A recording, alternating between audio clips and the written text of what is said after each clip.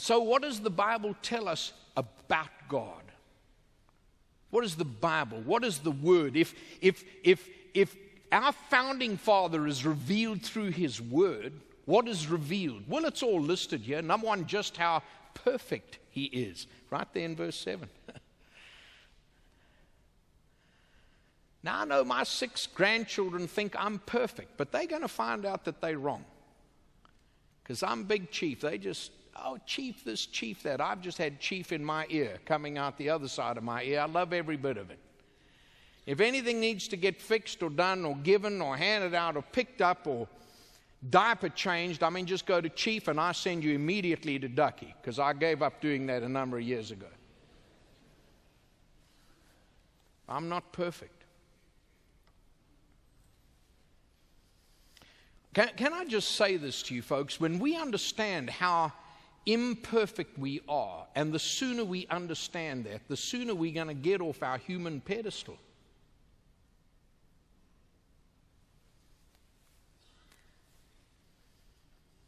You know, people make statements. They say, man, look at the mess we're in. If you've ever heard that, look at the mess. We're messed politically and economically, and this is going on and that's going on. I mean, look what's happening in Egypt today, folks. That coup d'etat there and all the semantics, you know. Now they're pretending that there wasn't a coup because, come on now, let's get a life on this thing. Let's just pretend the army wasn't there. People fighting in the streets.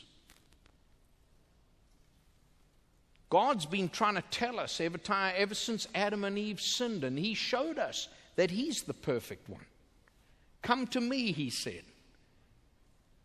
What does the Bible tell us? Why is He revealed through His Word? Just how perfect He is, just how trustworthy He is. Look at verse 8. The precepts of the Lord are right. You can trust God. You can trust our founding father. I tell you folks, I know some very, very, very fine people. I know very fine politicians and very fine lawyers and very fine teachers and very fine parents. But I'm going to tell you something. When it comes to our founding father, you can trust him. He's trustworthy. The Bible tells us how bright he is.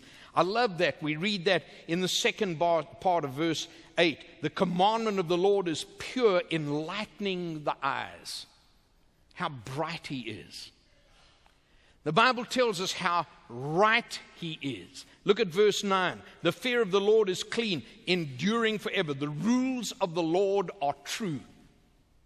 So there's just 4 typical characteristics. This is our founding father, declared through the heavens, by the work of his hands, the extent of his voice, and the canopy of his tent, but he is also revealed through his word. And the word tells us just how perfect he is, just how trustworthy he is, just how bright he is, just how right he is. Therefore, we can conclude something. It's what I'm going to close with. Here's the conclusion, America.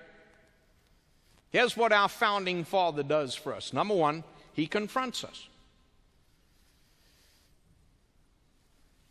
He confronts us. Americans don't particularly like that word. We don't want to be confronted. But God confronts us. God places himself squarely before us and says, I am the Lord your God. Thou shalt have no other gods before me. You need to follow me. He confronts us. Number 2, he challenges us. We love to be challenged. Now, there's an American trait. Americans love to be challenged. I think Americans love to be challenged because we love challenges. You know, anytime there's a tragedy, you have a hurricane or a disaster, boy, just watch the challenge. People rise to a challenge, don't they? God challenges us.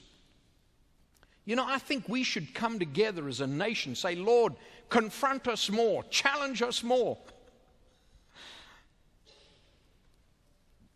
If I could really put a secular term, Lord, just put the smack down on us. Challenge us. Number 3, he charges us.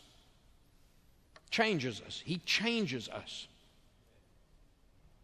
The transforming power. I look out across this congregation today. I see so many people that I know that have been changed. God's changed you, hasn't he? Nobody raise your hand. Anybody here ever been hurt, really hurt, by something said, something done? You know the reason why you handle your hurt? Because God changed you.